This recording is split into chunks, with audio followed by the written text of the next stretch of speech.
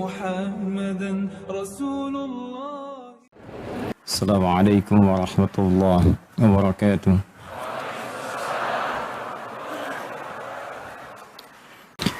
Hadirin sekalian, saudara-saudariku, semoga selalu dilimpahkan rahmat dan maghfirah dari Allah Subhanahu wa taala.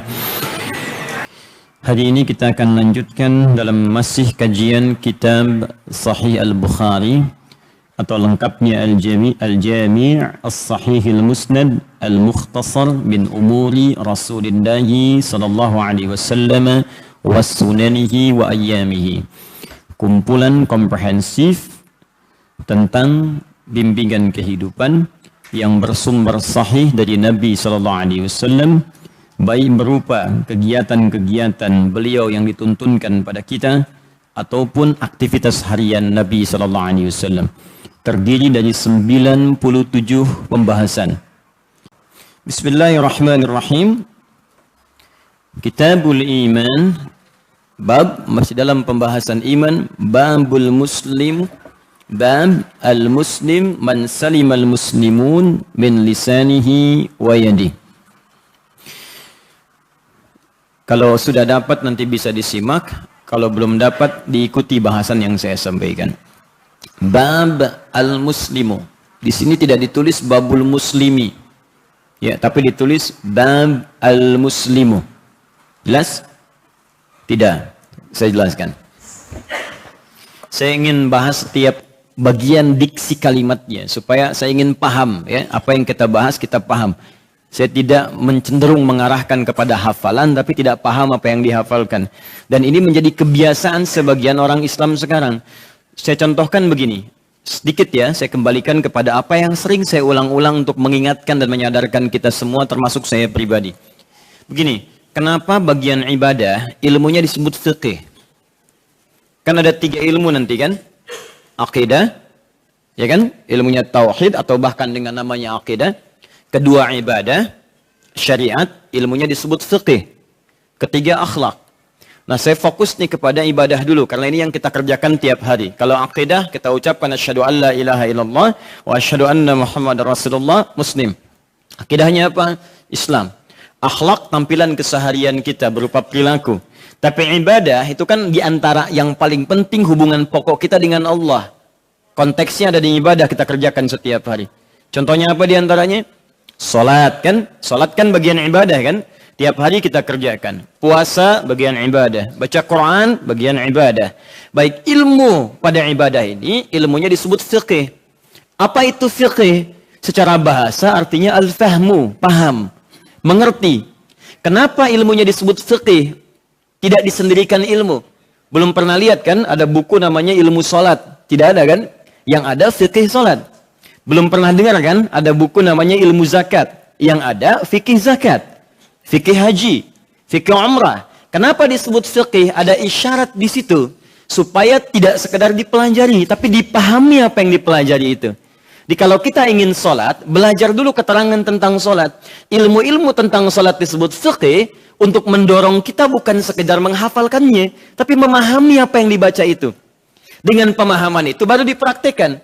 Karena itulah perintah sholat ketika disebutkan dalam Al-Quran, itu dibuka dengan kata tilawah.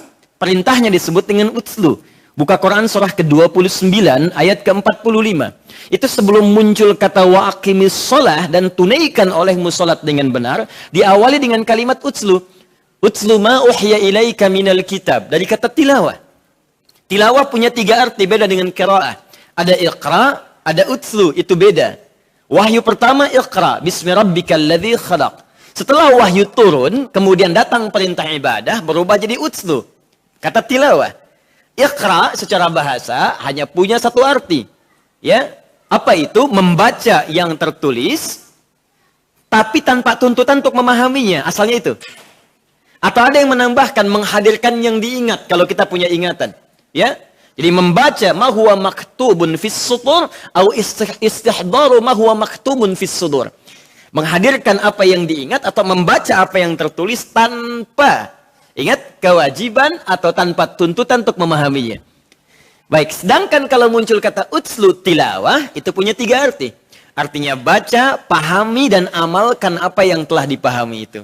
Kenapa wahyu pertama turun menggunakan Iqra bukan Utlu? Karena Nabi Muhammad itu ummi, jangankan paham, baca aja nggak bisa. Jadi kalau kalimat pertamanya Utlu, ada yang keliru di situ. Karena itu diksi Al-Quran begitu sempurnanya.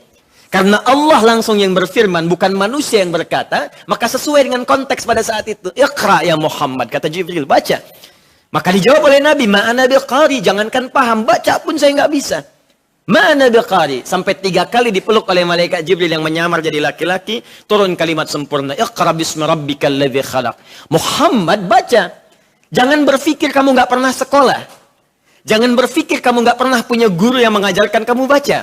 Lakukan bacaan ini karena Allah yang mencipta kamu saja begitu mudah. Membuat manusia itu kompleks. Lebih sulit dibandingkan membaca. Bagi Allah sangat mudah. Apalagi menjadikan engkau bisa mengikuti bacaan. Ayat ini ingin memberikan pesan menggunakan rumus ulumul Quran. Bab tentang asbabun nuzul. Kaidahnya berbunyi begini. Al-ibaratu bi'umumil lafzi la bi khususis sababi. Paham? Tidak. Baik. Hukum itu, kalau ingin disimpulkan, ambil berdasarkan keumuman lafadznya, sehingga menjadi hukum, sekalipun sebabnya dikhususkan untuk orang tertentu. Ayat ini turun kepada Nabi khusus, tapi lafadznya berlaku umum. Makanya kata para ulama tafsir bersepakat mereka, ayat ini ingin mengajarkan pada setiap umat Muhammad SAW, jika Anda mengerjakan semua urusan karena Allah, maka akan dimudahkan oleh Allah Subhanahu wa Ta'ala. Sesulit apapun urusan itu. Kaidah ini sangat bertalian dengan firman Allah Subhanahu wa Ta'ala yang menginginkan kemudahan bagi setiap kita. Itu ada di pertengahan Quran surah kedua Al-Baqarah di tengah ayat 185. Di situ ada kalimat yuridullahu bikumul yusra wa la yuridu bikumul usra. Allah menginginkan untukmu mudah, tapi kapan itu jadi mudah untukmu? Kalau Anda mengerjakan karena Allah, Anda bekerja karena pimpinan, Anda dekat dengan pimpinan, maka akses Anda ke pimpinan jadi mudah. Sekarang Anda kerjakan semua karena Allah, dan Anda dekat dengan Allah, maka apa yang tidak mudah bagi Allah?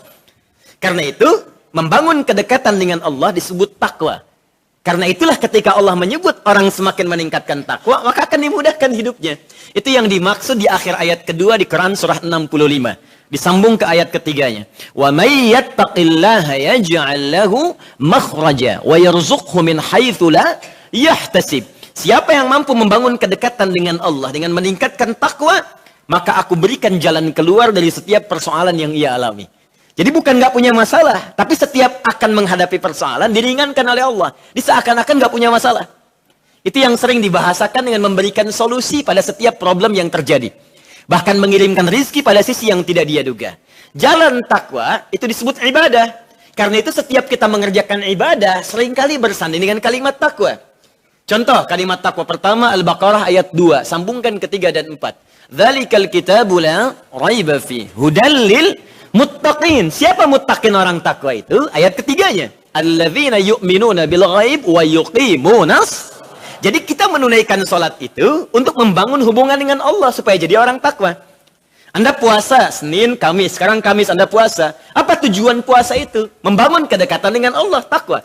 Buka Quran surah kedua Al-Baqarah ayat 183. Paling kiri sebelah atas di mushaf. Ya ayyuhalladzina amanu. Hai semua orang yang beriman, baik dekat, menengah ataupun sedang jauh sekarang. Ya-nya nida, nidaun lil qarib mutawassit wal ba'id. Disebutkan 361 kali dalam Al-Quran.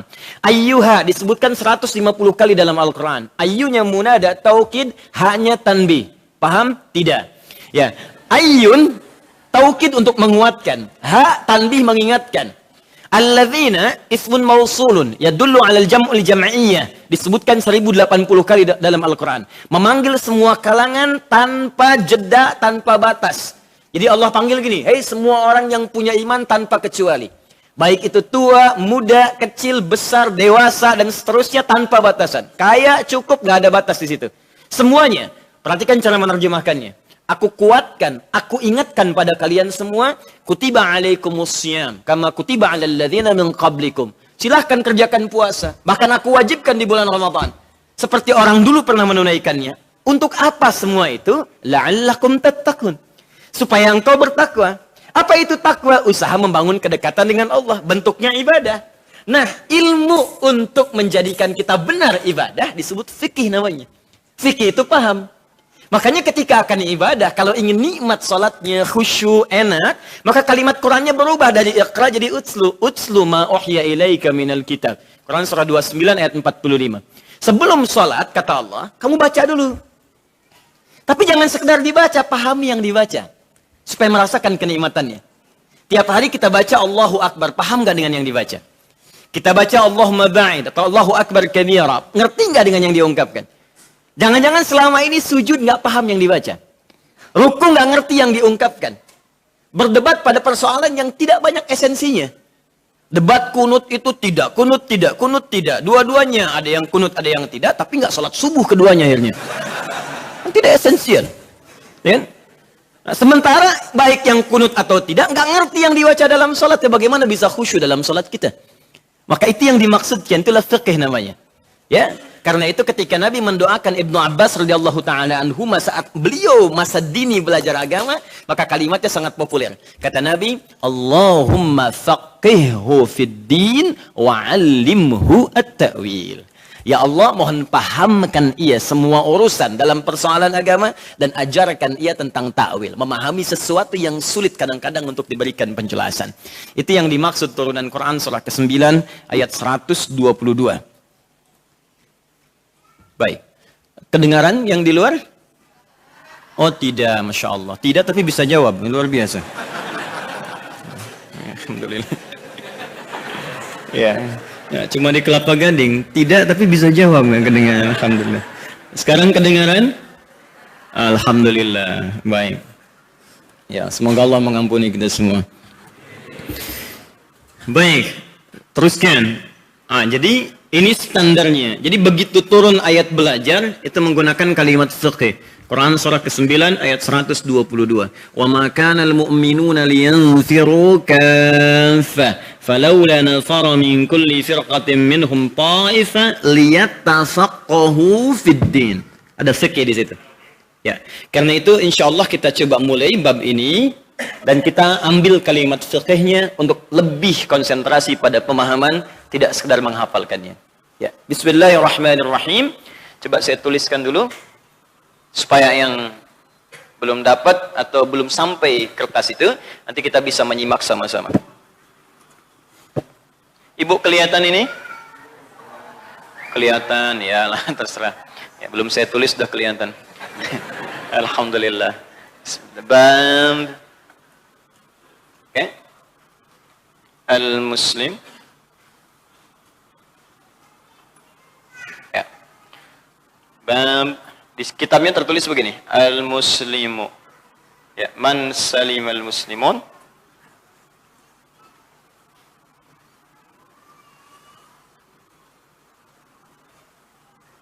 Salim al-muslimun. Ya. Min lisani, ada min, ada man, itu beda ya. Saya tuliskan di sini. Min lisanihi wa yadihi. Lisanihi wa yadihi. Fokus sini. Saya ingin terangkan sedikit dasar kaidahnya. Ini kalau tulisannya begini, babu. Ya? Bukan babun ya. Ini hilang nunnya. Seharusnya konsistensinya begini. Babul muslimi, bukan muslimu. Rumus cepatnya begini. Kalau ada dua kalimat disatukan, kalimat pertama hilang harakatnya, maka kalimat keduanya itu harakatnya kasrah. Di kaidah bahasa Arab disebut mudhaf, mudhaf ilaih. Jelas? Baik. Kalau di sininya tetap dhammah ini, maka ini artinya dua kalimat terpisah, tidak disatukan. Ya. Ada sesuatu yang dihilangkan untuk meringankan bacaan. Apa yang dihilangkan ini? Biasanya kalimat hadza. Hadza bisa di depan, bisa di akhir. Bab hadza. Hadza. Ini artinya. Atau hadza babun. Kalau di sininya tanwin, dhamma. Maka di sini titik dua, cuma di sini tidak dihilangkan untuk mengetes kita bisa kaidah atau tidak. Jadi kalau di ilmu nahwu ada ininya hilang, ininya tetap ada harakat dhamma, maka ini adalah dua kalimat yang terpisah. Babu hadza, bab ini Ya, akan menerangkan hadis yang pokoknya ini. Jelas? Tapi kalau disambungkan kalimat babul muslimi, ini langsung menunjuk pada topiknya. Topik tentang orang Islam yang benar itu adalah orang yang mampu menjaga dirinya sehingga orang lain selamat dari ketajaman lisan dan tangannya. Paham sampai sini?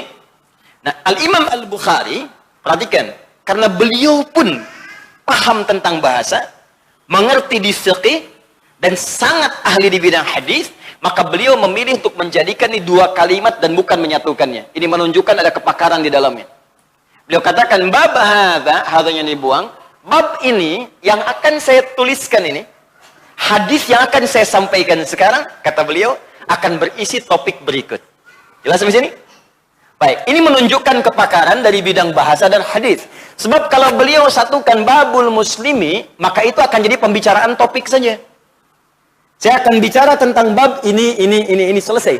Tapi ketika beliau menyebutkan babun hada, bab hadis yang akan saya sampaikan ini menunjukkan bukan beliau yang menyampaikan, ada sosok yang saya dapatkan informasinya, saya akan sampaikan sekarang. Jelas? Kalau kalimatnya disatukan, seakan-akan kalimatnya dari beliau. Ya, saya akan menerangkan tentang bab begini. Tapi ketika dipisah jadi dua kalimat, beliau ingin menegaskan, informasi ini bukan datang dari diri saya pribadi. Tapi saya merangkum keterangan sampai tersambung kepada Nabi SAW tentang topik yang akan kita bahas ini. Jelas? Baik. Yuk kita bahas. Kalau sudah paham, kita masuk kepada intinya. Bab al-muslimu man salim al-muslimuna min lisanihi wa yadihi. Pembahasan bagian dari iman, artinya kembalikan ke pemahaman awal. Kalau ada orang yang menyalahi ketentuan ini, maka imannya sedang bermasalah.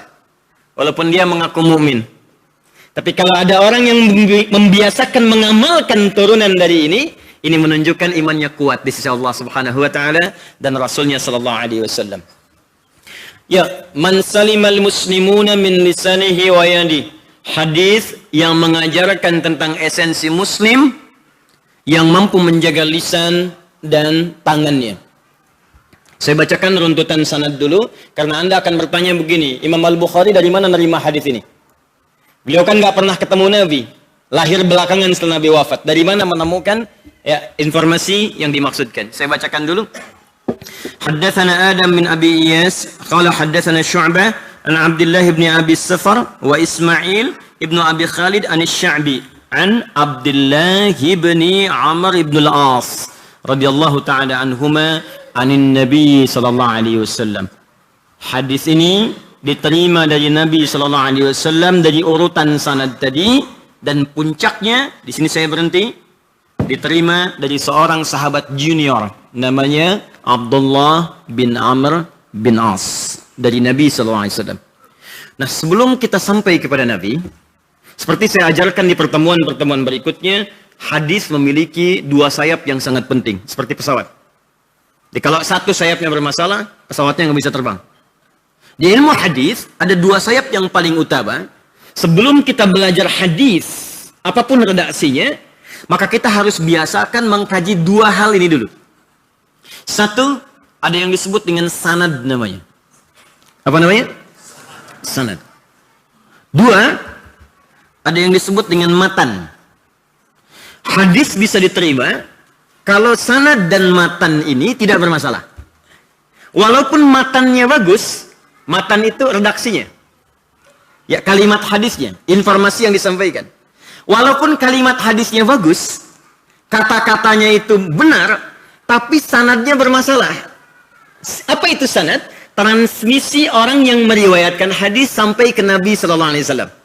Jadi kalau transmisinya nggak jelas, periwayatnya tidak jelas atau bermasalah, maka hadisnya belum tentu bisa diterima dan diamalkan. Contoh, pernah dengar hadis ini? Makan saat lapar, berhenti sebelum kenyang. Pernah dengar? Nah, ternyata setelah diteliti, itu bukan hadis. Itu hadis palsu. Bahkan saking palsunya hadis ini, di kitab hadis palsu pun tidak ditemukan. Saya punya koleksi kitab hadis 1235. Saya cari-cari itu. Ya, saya menulis satu kitab, satu buku, namanya menyoal hadis-hadis populer. Itu saya cari satu-satu sampai di kitab hadis palsu. Ternyata di kitab hadis palsu pun saking palsunya hadis ini tidak ditemukan. Itu hanya ada di satu kitab. Kitab bukan hadis, kitab tentang kisah. Karangan siapa? Syekh Jalaluddin, Imam Jalaluddin As-Suyuti. Imam As-Suyuti itu punya banyak kitab. Di hadis ada kitabnya. Ya, di ilmu Quran ada kitabnya Al-Itqan. Di ilmu hadis bahkan punya Alfiyah Suyuti. Di kisah pun tentang hikmah punya. Ya, namanya Ar-Rahmah fil Tibbi wal Hikmah, halaman 29. Di situ ditemukan tentang kisah. Kisah apa? Kisah tentang resep hidup sehat. Ya, jadi ada seorang pimpinan, ya, khalifah pada masa itu mengundang beberapa dokter dari berbagai negara. Ditanya apa resep sehat yang paling praktis. Maka yang Irak mengatakan, setiap paduka bangun tidur, cobalah minum air hangat beberapa teguk. Biasakan, minum. Kemudian yang dari Romawi ditanya bagaimana? Termasuk dari India. Ya, ada yang mengatakan makan biji ihlilaj. Ihlilaj, yaitu tumbuhnya di gurun-gurun, ya, sekitaran itu ya. Ambil, tumbuh itu, kemudian konsumsi setiap hari. Kemudian yang mengatakan minum campuran rasyad, ya, dari sayur-sayuran di pegunungan Asia Selatan. Ya, mereka mengatakan ambil ini. Cuma ada satu dokter yang diam aja. Nggak komentar. Dia berasal dari Sudan. Nah, rajanya bingung. Begitu ditanya, menurut Anda apa kok dari tadi diam saja? Kata beliau, tiga-tiganya dokter ini memang benar. Cuman kalau paduka mengerjakan seperti yang Irak tadi, maka ada konsekuensinya ke lambung. Maka yang Irak mengakui benar, kata dia. Kalau paduka mengerjakan seperti yang Roma mengatakan ini, atau yang India mengatakan, maka ini pun ada efek sampingnya begini. Kata mereka berdua, benar. Lantas diam lagi. Nah, kata si raja tadi, kalau begitu apa pendapatmu? Nah, kata dokter dari Sudan ini kemudian mengatakan, menurut kami, hasil penelitian saya, kalau paduka ingin sehat, tanpa efek samping, maka saat paduka lapar, silahkan paduka makan. Dan sebelum kenyang, angkatlah tangan paduka dari situ. Maka insya Allah paduka akan dijaga dengan sehat kecuali satu penyakit saja, yaitu kematian. Maka dari sini diambillah kemudian oleh orang setelah menjadi kata-kata mutiara. Makan saat lapar, berhenti sebelum kenyang. Itu asalnya. Jadi bukan hadis, Joni. Ya. Itu cerita asalnya. Paham ya? Nah, itu sanad. Sanad itu silsilah orang yang mendapatkan informasi langsung ke Nabi sallallahu alaihi wasallam. Apa belajar sanad manfaatnya? Ternyata salah satunya, belajar manfaat sanad itu setidaknya punya dua hal yang sangat penting. Satu, memastikan originalitas hadis yang sampai ke kita. Dan yang kedua, ini yang jarang orang kaji.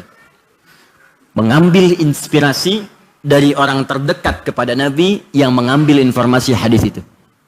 Sekarang saya tanyakan kembali, siapa sahabat yang meriwayatkan hadis ini dari Nabi SAW? Namanya tadi? Abdullah bin Amr bin As. Sekarang pertanyaannya, siapa Abdullah bin Amr bin As itu? Itu poin utamanya. Ya, hadisnya kita simpan dulu, nanti baru kemudian kita kaji setelah itu. Mohon izin saya agak pelankan karena sudah masuk kepada intinya. Sekarang kita coba runtutkan pelan-pelan supaya mudah dipahami. Abdullah bin Amr bin As itu termasuk sahabat junior. Beliau lahir di tahun ke-7 kenabian. Jadi Nabi usia 47 tahun. 6 tahun sebelum hijrah ke Madinah, beliau lahir.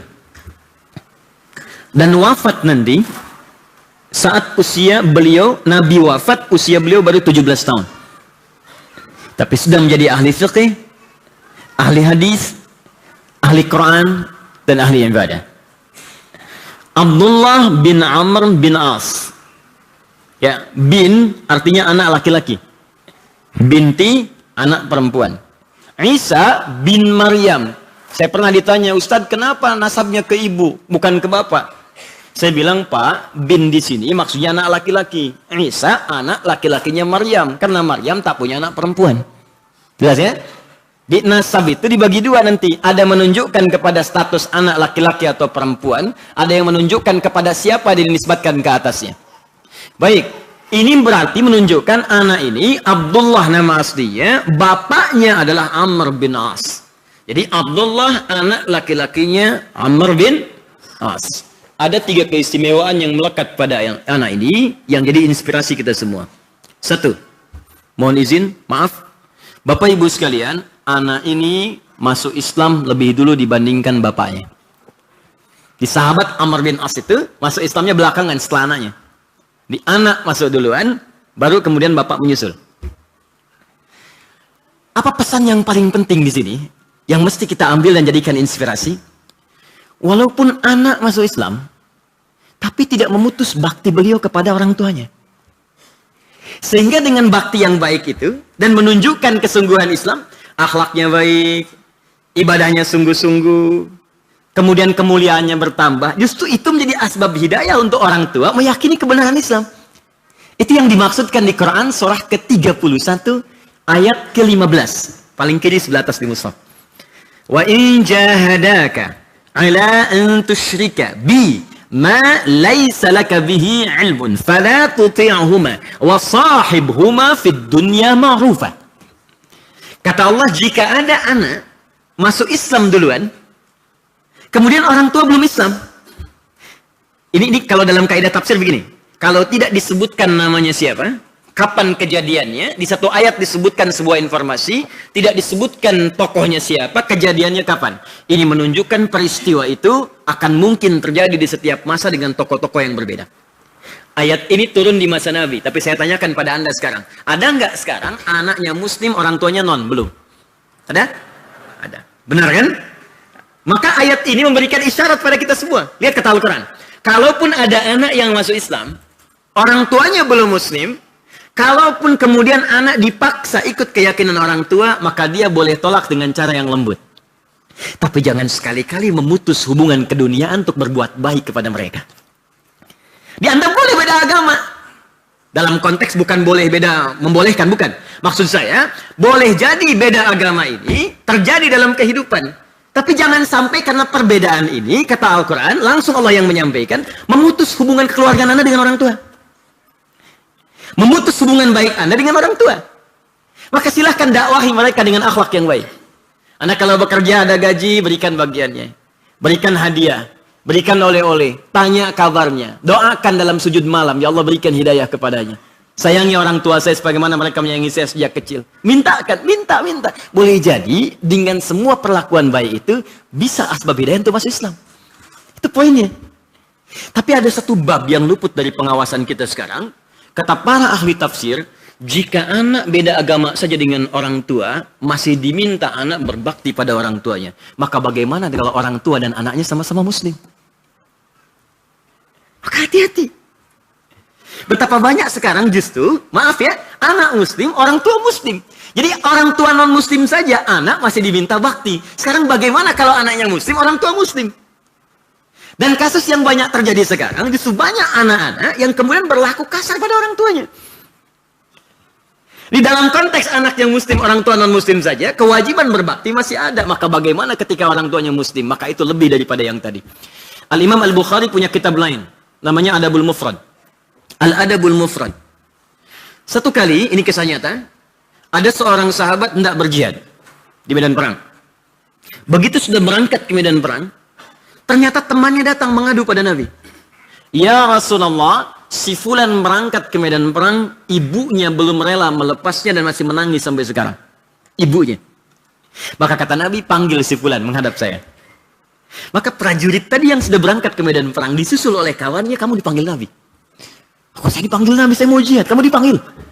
Ketika datang kepada Nabi, perhatikan kalimat Nabi.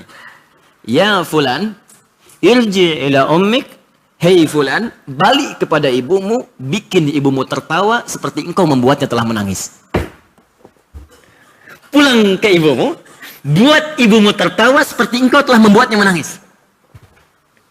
Di saking tingginya bakti kepada orang tua, itu sampai berada posisinya di atas jihad fi sabilillah di medan perang. Di jihad pun keluar medan perang, itu oleh Nabi tidak diperkenankan sepanjang ibunya belum melepas dengan ridhonya. Kenapa? Di sini yang jenius sahabat Ali bin Abi Thalib. Karena seorang ibu telah berjihad 3 kali untuk anaknya. Yang bahkan tidak dilakukan oleh seorang ayah. 1, dalam kandungannya. Laki-laki tidak mengandung, perempuan mengandung. Jelas? 2, melahirkan. Laki-laki tidak melahirkan, perempuan melahirkan. 3, memberikan ASI, menyusui. Laki-laki tidak memberikan ASI, perempuan memberikan ASI. Karena itu sepakat para ulama berdasarkan keterangan hadis-hadis kepada Nabi sallallahu alaihi wasallam, jika ada seorang ibu sedang mengandung, diniatkan ibadah karena Allah, tidak banyak dia mengeluh, banyak dia berdoa, maaf, qadar Allah sesuai ajalnya dia wafat saat mengandung, maka syahid fi sabilillah. Ibu melahirkan, ada yang wafat, syahid fi sabilillah. Menyusui, dalam keadaan menyusui, kadang sakit, kadang pegal, kadang di perut sakit, kadang bengkak. Wafat dalam keadaan itu diniatkan karena Allah, syahid fi sabilillah. Ibu, kamu telah berjihad 3 kali untuk kamu. Sekarang kamu mau berangkat sendirian ke medan perang. Ibu kamu yang telah merawat kamu 3 kali saja, sekarang belum rela dan menangis karena kamu pergi. Minta dulu ridhonya sampai dia tertawa, baru kamu berangkat. Jadi Anda bayangkan. Jadi kalau ada orang, maaf ya, rajin datang ta'lim, itu jihad, betul. Bekerja dengan baik, diniatkan karena Allah, bagus. Tapi kalau dalam saat bersamaan, dia menyakiti ayahnya, menyakiti ibunya, maka ada yang harus dikoreksi dalam perjalanan hidupnya. Ini bagian pertama keteladanan Abdullah bin Amr bin As. Jadi akhlak kadang-kadang menjadi asbab hidayah bagi keluarga dekat kita untuk mendekat kepada Allah Subhanahu wa taala. 2. Fokus baik-baik. Amr bin As ini anak bangsawan, Pak. Bu. Hartanya banyak. Jadi kalau Anda kalau hidup sekarang sekali tunjuk jadi. Bapak-bapak Ferrari bawa kalau bisa 4. Bapak-bapak Lamborghini ambil, jangankan Lamborghini, Lamborghini itu pun apa beliin. Pokoknya tunjuk jadilah. Amr bin As, hartanya banyak. Orang terpandang. Tapi tahukah Anda? Abdullah bin Amr bin As sekalipun menyadari kemampuan orang tuanya begitu tinggi secara materi, tapi hidupnya sangat tawadhu. Dan dibalas harta yang banyak itu dengan peningkatan syukur kepada pemberi, yaitu Allah Subhanahu wa taala. Dan bapaknya mengerti setelah masuk Islam, disupport penuh itu. Jadi harta yang di bapak itu digunakan untuk mensupport pendidikan anak. Dan apa yang terjadi? Hafal Qur'annya begitu dini. Termasuk rajin menulis. Jadi hadis-hadis Nabi disebut sebagai salah satu penulis hadis Nabi sallallahu alaihi wasallam. Abdullah bin Amr bin As dalam masa kecilnya ketika Nabi wafat usia masih muda sudah mendapatkan 700 hadis Nabi sallallahu alaihi wasallam. Anda bayangkan? Rajin Quran, maaf, penulis juga, dan harta orang tuanya digunakan mensupport anak ini untuk dekat pada Allah. Ini sahabat ini pintar, sahabat jenius, ahli fiqih, ahli hadis, khatam Quran, pandai menulis, pandai membaca, dan gemar berthalabul ilmi. Jadi saya ingin menunjukkan kepada kita Bapak Ibu sekalian, Amr bin As pengusaha, hartanya banyak, tapi bukan berarti bapak pengusaha itu anaknya belum tentu harus menjauh dari Allah Subhanahu wa taala. Bukan berarti anak pintar yang dekat dengan Allah itu mesti anak ustadz saja. Tidak. Semua anak-anak kita punya potensi, punya kesempatan. Silahkan cek Khalid bin Walid, tentara, panglima hebat. Umar bin Khattab juga sama, ya komandan yang sangat disegani. Muawiyah bin Abi Sufyan, saudagar, punya kedudukan, diplomat, birokrat. Amr bin As, tapi mereka punya anak-anak yang mereka support untuk dekat kepada Allah Subhanahu wa taala. Dan anaknya pada hafal Quran, Pak. Hafal hadis, pintar juga, ahli fikih, ulama. Ada yang pandai di bidang umum tapi rata-rata hafal Al-Quran. Ini nggak apa-apa, Pak. Bapak sibuk, gak ada masalah. Bapak belum hafal Quran, jadikan anaknya hafal. Anda belum hafal hadis, anaknya yang jadi. Anak sudah besar, cucunya. Kalau Allah sudah kirimkan sampai 9 cucu, belum ada juga yang dekat dengan Allah. Anda perlu berapa lagi anggota keluarga yang bisa mendekatkan diri kepada Allah Subhanahu wa taala? Saya mau tanya ya, apa yang Anda banggakan di hadapan Allah saat pulang? Sementara Anda merasa bangga saat di dunia. Innahu kana fi ahlihi masrura. Kata Al-Quran, ada orang yang merasa bangga bahagia saat di dunia, tapi nestapa saat di akhirat. Nestapa saat di akhirat. Maka mesti ada keseimbangan. Rabbana atina fid dunya hasanah wa fil akhirati hasanah. Status kita sukses dunia dan siapkan kebanggaan kita di akhirat.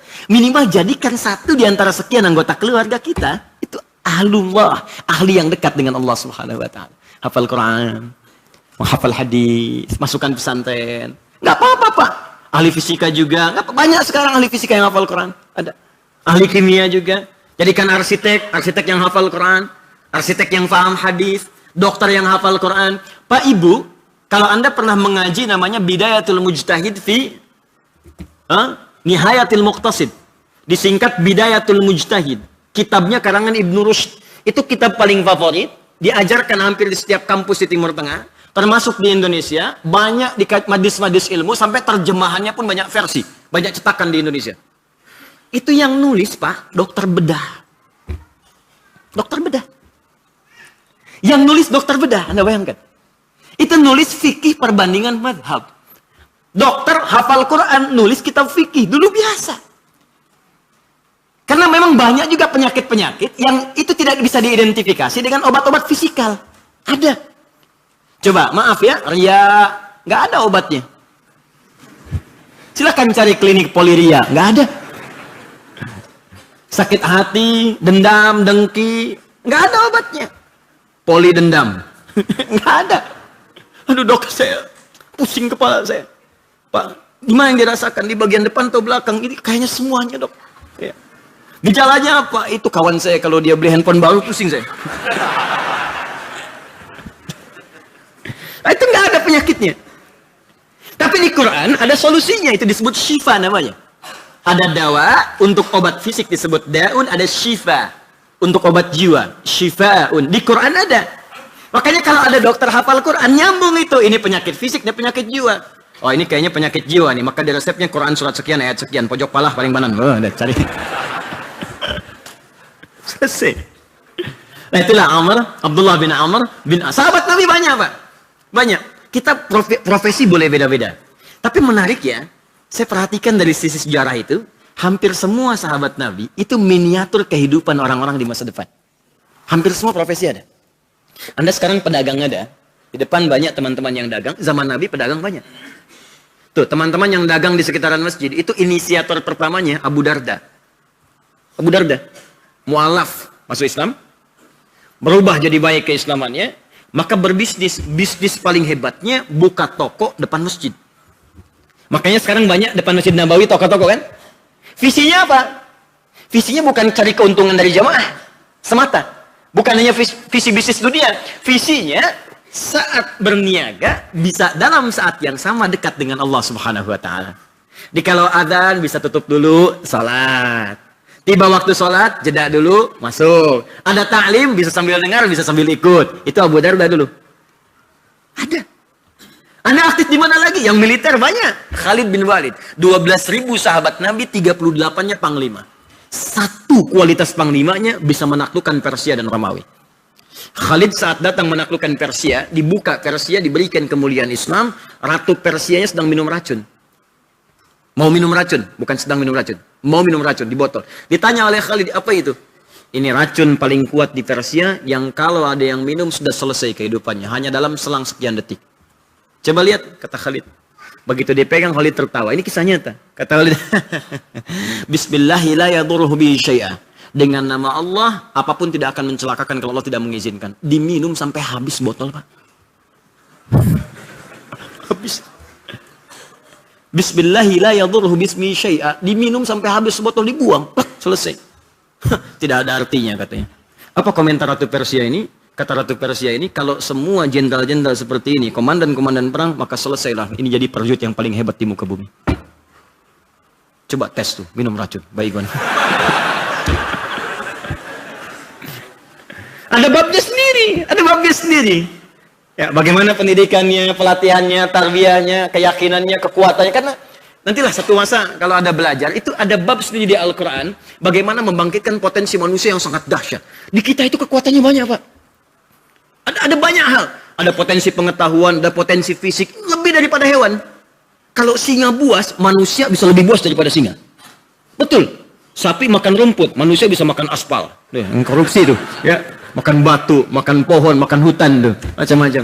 Ini potensinya tinggi. Ya, kembali kepada Abdullah bin Amr bin As. Yang ketiga, posisi beliau statusnya sebagai anak bangsawan tidak menjadikan beliau berhenti untuk beribadah kepada Allah. Ini termasuk anak yang disebut paling soleh di zamannya. Termasuk yang disebut paling soleh. Jadi yang lain pun banyak. Apa kebiasaannya? Maaf, setiap hari khatam Al-Quran. Setiap hari. Ya, ini bukan hal yang aneh. Anda buka kitabnya Al-Imam An-Nawawi, namanya At-Tibyan fi Adab Hamalatil Quran. Itu nanti sepeninggal Nabi, sahabat Utsman bin Affan, Tamim Ad-Dari, Abdurrahman bin Auf itu biasa tahajud sampai khatam Al-Quran. Ini anak kecil Abdullah bin Amr bin As itu sehari khatam Quran. tahajud tiap malam. Dan puasa, Allahu Akbar. Sudahlah, setiap dengar ada puasa sunnah ketika puasa. Nah persoalannya, ketika beliau menikah, nah ini pesan penting yang ingin saya sampaikan. Ketika beliau menikah kemudian, bapaknya datang. Tanya sama menantunya. Ya, yang perempuan, istrinya. Bagaimana pendapatmu tentang suamimu itu? Apa jawabannya? Maka menantunya mengatakan, kalau kesolehan Pak, jangan diragukan. Luar biasa solehnya. Cuman kayaknya, mohon maaf, beliau tuh kayaknya belum butuh perempuan. Maksudnya kalah. Kedekatannya dengan Allah mengalahkan pergaulan dengan istrinya. Selama menikah itu, nggak pernah menyentuhnya. Ya paling nyapa, ngobrol, sholat lagi. Ya, itu sibuk baca Quran itu. Ya. Kalau kesolehan Pak, nggak usah ditanya katanya. Cuman kayaknya nggak butuh perempuan. Tuh. Maka ini penting ya Bapak Ibu sekalian. Jadi kalaupun anak kita sudah menikah misalnya, itu boleh kemudian tanya, konsultasi. Dan mohon izin saya agak melompat sedikit, terutama bagi ayahanda anak-anak yang perempuannya. Kenapa ayah itu dijadikan wali? Supaya nanti bukan sekedar bisa menikahkan, supaya nanti bisa jadi tujuan berkonsultasi saat ada persoalan yang harus disampaikan. Itu salah satunya. Makanya cari orang-orang yang bijak, ya, atau dari keluarga terdekat supaya bisa memberikan saran-saran terbaik kalau punya persoalan. Itu nanti ditemukan di Quran surah keempat An-Nisa ayat 35. Paling kiri pertengahan di mushaf. Nah, saya kembalikan. Begitu mendengar itu, yang paling menarik, bapaknya itu nggak berdebat dengan anaknya. Karena tahu anaknya pasti punya alasan, pintar juga. Maka di antara dua orang pintar itu, datanglah kepada yang paling pintar saat itu, yaitu Rasulullah SAW. Nah, ini kaidah lagi. Jadi kalau sama-sama merasa pintar, pasti di atas kita tuh ada yang paling pintar. Konsultasi, jangan mempertahankan kepintaran sendiri. Karena semua orang itu pasti merasa benar. Saya saat kuliah di Libya, ya, mengambil qiraat Al-Quran, sedang talaqi, itu guru saya cerita, ada dua murid, dua-duanya hafal Quran 30 juz. Cuma beda riwayat. Yang satu ngaji pakai hafaz, yang satu pakai kolun. Kolun dengan hafaz, Bapak Ibu sekalian. Ngaji dua-duanya. Jadi begitu ngaji, satu menggunakan shad, ihdinas siratal mustaqim. Kolun pun pakai shad, di wajah yang dari Ruwais menggunakan sin, ihdinas siratal mustaqim. Dua-duanya ribut. Yang benar shad, sin. Ihdinas sirat, ihdinas sirat. Yang satu pakai sin, yang satu pakai shad. Memang ayat ini bisa dibaca dengan tiga cara, Pak. Bisa pakai shad, pakai sin, pakai zai. Ihdinas siratal mustaqim, shad. Ihdinas siratal mustaqim, sin. Ihdinas siratal mustaqim, zai. Dari kunbul. Pakai zai, bisa. Kok bisa tiga, Ustaz? Maknanya berubah tidak? Tidak. Karena lidah orang Arab nggak semuanya sama dalam pengucapan. Ada yang kesulitan. Sama di kita juga begitu. Ya, makanya ada Bhinneka Tunggal Ika, beda-beda tapi satu tujuan. Misal, sepeda kita bilang, teman kita Medan, sepeda. Sepeda, sepeda. Sepeda, sepeda. Yuk kita ke Cicahem. Apa? Cicahem. Pengucapan beda, benda sama. Ini pun sama. Sirat, zirat, sirat, maknanya sama. Maka diadukan ke gurunya. Dah ke guru kita saja. Gurunya bijak sekali. Kata gurunya, ya bunayya iqra, nak baca. Kata anaknya yang satu, ihdinas siratal mustaqim, pakai sad. Hasbuk, cukup. Enta iqra, kamu baca. Ihdinas siratal mustaqim, pakai sin. Hasbuk, cukup. Nah, antuma mukhtian. Kalian berdua salah. Yang benar, ihdinas siratal mustaqim, pakai sai. Gurunya ingin bilang, kalaupun baru tahu sesuatu, jangan banyak jadikan perdebatan. Jadi belajar itu bukan untuk berdebat. Makanya saya sering katakan, kalau Anda ikut pengajian, tapi mengajarkan Anda rajin berdebat dengan orang lain, ada yang salah dengan isinya. Pengajian itu bukan untuk membuat kita rajin berdebat. Saya pun tak pernah mengajarkan Anda untuk menjadikan amunisi menembak orang lain. Belajar itu untuk memperbaiki diri kita, dekat dengan Allah, dengan lingkungan baik. Makanya kalau ada orang belajar Islam jadi kasar, ada yang salah dengan dirinya. Ini kan sekarang pada aneh-aneh, belajar pengajian bisa pandai bikin bom, tembak orang, bom panci, bom kulkas, bom open, macam-macam. Aneh itu, ada yang salah, pasti ada yang salah itu. Ya. Nah, begitu kemudian balik, dicarilah kembali kepada Nabi sallallahu alaihi wasallam. Apa kata Nabi? Mana Abdullah? Datang. Abdullah, siap ya Rasulullah. Kamu kan sudah nikah, istrimu punya hak. Iya ya Rasulullah, cuman kan Allah yang menciptakan saya, Allah pun punya hak. Baik, saya orang takwa, lebih takwa dibanding kamu, kata Nabi. Saya ini lebih takwa dibanding kamu. Kalau bahasa tingginya begini, saya jaminan surga sudah ada, dijaga dari kesalahan. Kamu surga belum jelas, ya, kesalahan tidak terjaga. Tapi saya pun maaf, saya sholat, saya istirahat, saya puasa, saya buka. Faman raghiba an sunnati falaysa minni. Siapa yang nggak senang dengan jalan hidup saya, tidak termasuk golongan yang ikut saya. Siap ya Rasulullah, ajarkan saya. Kata Nabi, kamu sekarang sudah menikah, istrimu punya hak. Kamu boleh menghatamkan Quran, tapi batasi, sebulan sekali aja. Ya Rasulullah, kelamaan. Saya biasa sehari hatam, jadi sebulan, nunggunya lama gitu. Kan biasa nggak enak kan?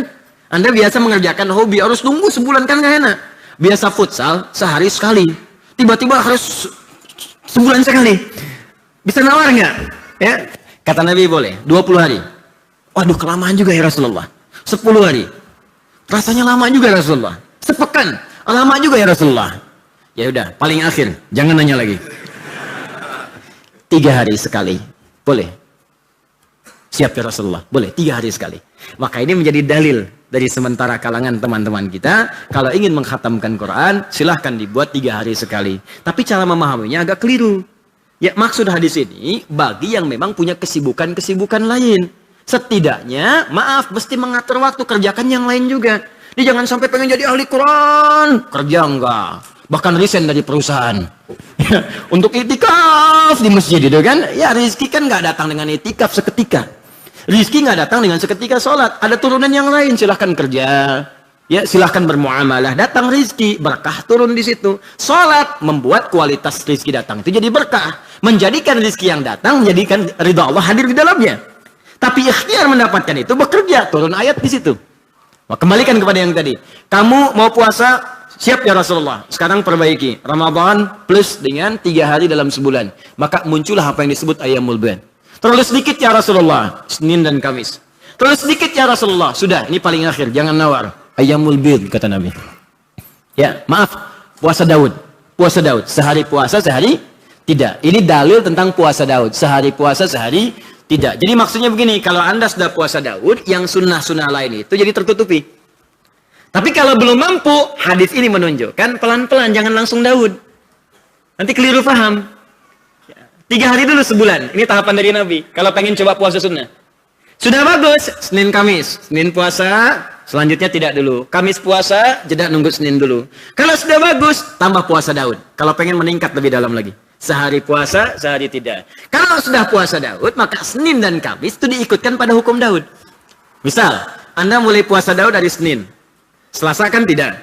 Rabu puasa, Kamisnya tidak. Jadi jangan dipaksakan Kamis puasa lagi. Ya, Kamisnya buka.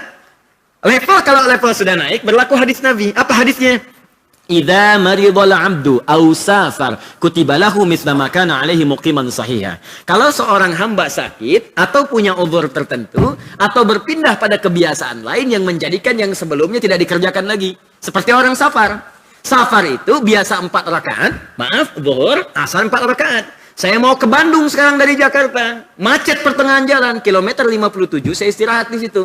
Salat zuhur. Begitu salat saya jamak qasar, zuhurnya 2, asarnya 2. Masih ada waktu di situ jeda. Karena jalanan masih macet. Ada peluang sholat sunnah. Sholat sunnah lagi tidak? Oh, tidak perlu. Kenapa? Karena yang wajib pun dikurangi 2. Masa mau ditambah sunnah? Saat Anda mengerjakan 2 tadi, karena kebiasaan sholat sunnah, maka hadis ini berlaku. Pahalanya tetap diberikan sempurna plus yang sunnahnya. Walaupun dikosor 2 rakaat, pahalanya dihitung 4 plus dengan tambahan sholat sunnahnya di situ dituliskan. Kalau kebiasaan mengerjakan yang sunnah. Jelas? Maka kalau Anda terbiasa puasa Daud, maka Senin puasa, Selasa tidak. Rabu puasa, Kamis buka. Ketika Anda Kamisnya buka dan kebiasaan puasa sunnah Kamis sebelumnya, maka puasa Kamis itu tetap dituliskan pahalanya sekalipun tidak dikerjakan. Itulah keutamaan amalan semakin meningkat sebelumnya ikut. Itu hadis sahih. Jelas ya? Tapi yang sahih itu hadis puasa Daud. Hadis sholat Daud tidak ada. Ada puasa Daud, ada sholat Daud. Subuh sholat, zuhur tidak. Asar sholat, maghrib tidak. Nah, itu ngarang ya. Itu ngarang. Nah, sejak peristiwa itu, maka beliau batasi. Masih ada hak untuk istrinya, mohon maaf, untuk keluarganya. Tapi dalam saat yang bersamaan, menghafal Quran juga, puasa juga, tahajud juga, bahkan istrinya terangkat kesolehannya karena soleh suaminya. Makanya saya sering katakan, kalau istri menginginkan soleha, maka arahkan suami soleh. Kalau suami menginginkan istrinya soleha, maka dorong dia menjadi soleha dengan sama-sama berpartner mendekat kepada Allah Subhanahu Wa Taala. Itu poinnya. Maka inilah Abdullah bin Amr bin As. Jadi pertama, mohon maaf, status apapun kita dalam kehidupan tidak harus menghambat kita menjadikan keturunan kita menjadi lebih soleh, bahkan lebih baik dibandingkan kita.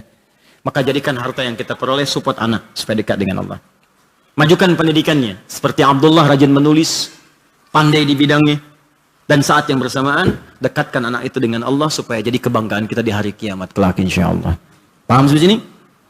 Nah, apa manfaatnya? Ini yang mau saya sampaikan. Kalau orang tua bisa mendidik anak dengan baik dan mensupport pendidikan dia dengan baik, maka orang tua akan mendapatkan bagian dari anak itu, baik saat hidup ketika anaknya sukses, atau saat orang tua wafat tapi anaknya masih ada, atau anak telah hilang. Apa diantaranya? Di ilmu hadis, kalau ada anak bisa berbakti pada orang tua dan orang tua mensupport anak, maka setiap hadis yang diriwayatkan oleh anaknya, doanya disebutkan sekaligus untuk kedua orang tuanya. Maka kalimat yang muncul, perhatikan di sini, radhiyallahu anhuma. Silakan cek. Kalau bapak ibu baca hadis, misal, an Abi Hurairah radhiyallahu taala anhu, an Umar ibn Khattab radhiyallahu taala anhu. Tapi an Ibni Abbas, dari Ibnu Abbas anhuma. An Ibni Umar, dari Ibnu Umar anhuma. An Abdullah ibn Amr ibn As anhuma. Siapa huma di situ? Anak dan kedua orang tuanya. Kalimat ini ingin memberikan pesan bahwa jika anak benar-benar kemudian terangkat dan dekat hubungannya dengan Allah, maka orang tua pun seketika akan diikutkan pada keberkahan yang melekat pada anaknya itu. Kalau bapak ibu nggak percaya silakan ya. Saya kasih contoh begini. Saya sekarang sedang berusaha menghidupkan kedekatan dengan Al-Quran dan mengajak umat-umat Islam khususnya sebangsa, setanah air, bahkan di luar, untuk coba mendekat pada Al-Quran. Kita mulai dengan hafalan, percepat, sampai kita mampu mengamalkan isinya. Anda tahu apa yang terjadi? Demi Allah saya katakan, tidak pernah ada satu peserta pun yang hafal Quran, kecuali kegembiraan itu melekat pada orang tuanya. Bapak ibu kalau nggak percaya gini Pak ya, Bapak punya anak baru 3 tahun, 4 tahun. Jangan tinggi-tinggi dulu, Anda ajarkan Ad-Duha, Al-Ikhlas. Sampai dia hafal, juz amma misalnya. Dan Anda pulang kerja. Sudah capek di pekerjaan, macet di jalan. Tiba-tiba Anda pulang ke rumah. Anda sedang menemukan anak Anda 4 tahun. Duduk dia di kamar sedang mengulang surat Ad-Duha. Wad-duha wal-laili idza saja. Demi Allah saya katakan, semua kepenatan Anda akan hilang seketika. Air mata Anda akan keluar. Anda akan hadir di sampingnya, Anda peluk anak itu. Apalagi ketika anak itu sedang menelepon Anda. Dan dia sedang di karantina atau di pesantren.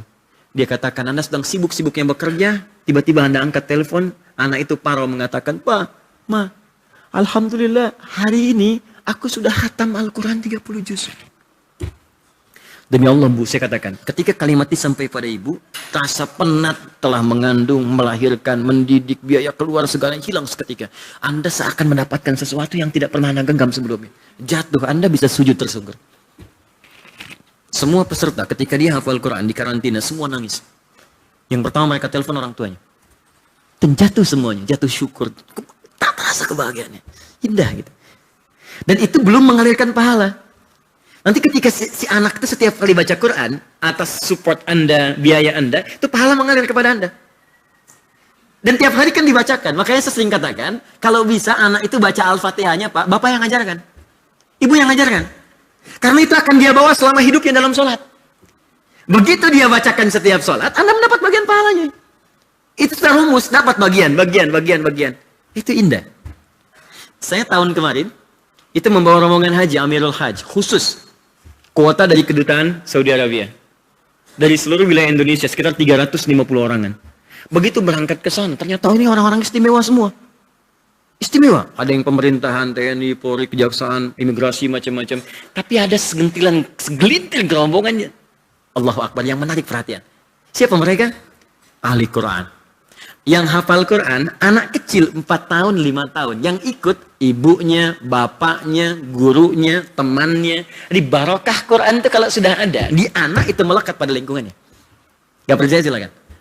Maka di sini saat kita bacakan, saya ingin tanyakan begini. Berapa di muka bumi ini, berapa banyak yang membacakan hadis ini? Ini baru satu. Dari 700 hadis yang diriwayatkan oleh anak ini.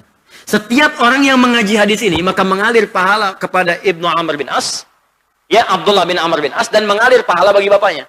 Kalau hari ini saja ada 1000 orang yang ngaji hadis ini, maka 1000 pahala yang kita bacakan dan dapatkan hari ini mengalir kepada periwayat hadisnya plus orang tuanya. Dan kita bacakan radhiyallahu taala anhuma. Didoakan oleh seluruh penduduk langit dan bumi kalimat semoga Allah ridha, semoga Allah ridha, semoga Allah ridha. Itu poinnya. Paham di sini? Kalau paham, yuk kita ya. Bismillahirrahmanirrahim. Maaf, ini hadisnya belum kita baca. Sekarang baru kita baca hadisnya. Yang tadi baru muqaddimah ya. Tadi baru sanad. Begini cara bacanya, perhatikan. Cara bacanya begini. Kitabul Iman, bab pembahasan tentang iman. Faktor yang bisa menguatkan iman dan menjadikan parameter tingkat keimanan pemiliknya. Fokus ini ya.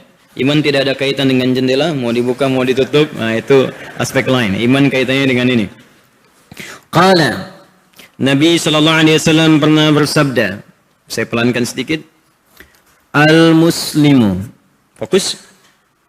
Orang Islam yang baik itu, demikian cara menerjemahkannya. Al-Muslimu, orang Islam yang baik itu, artinya kalau ada, perilaku kita yang melanggar keterangan di sini, berarti orang itu orang Islam yang belum baik. Karena bab ini masuk di bab iman, berarti imannya kurang sempurna. Masih ingat keterangan saya di pertemuan lalu? Orang yang imannya kuat itu, iman akan membimbing anggota tubuhnya untuk berperilaku yang baik. Maka kaitan dengan hadis ini, kita teruskan. Al-Muslimu, orang Islam yang baik itu, man salimal muslimuna, adalah orang-orang yang Islam sekitarannya, atau orang-orang sekitarannya, merasa selamat, min lisanihi wa yadihi, dari ketajaman lisannya dan keburukan tangannya. Saya teruskan dulu. Wal muhajir, sedangkan orang-orang yang hijrah itu, nah, sekarang lagi musim hijrah. Oh, hati-hati, lagi musim hijrah ya. Fulan hijrah, ini hijrah, bahkan ada kopi hijrah. Baik, macam-macam lah. Ya, lihat sini. Nah, sekarang apa definisi hijrah menurut Nabi? Hati-hati, hati-hati. Nanti bikin komunitas hijrah, tapi tidak sesuai standar Nabi. Wal muhajiru, sedangkan orang yang hijrah itu, man hajara ma nahallahu anhu, siapa yang cepat berpindah atau meninggalkan dari segala hal yang dilarang oleh Allah Subhanahu wa taala. Baik.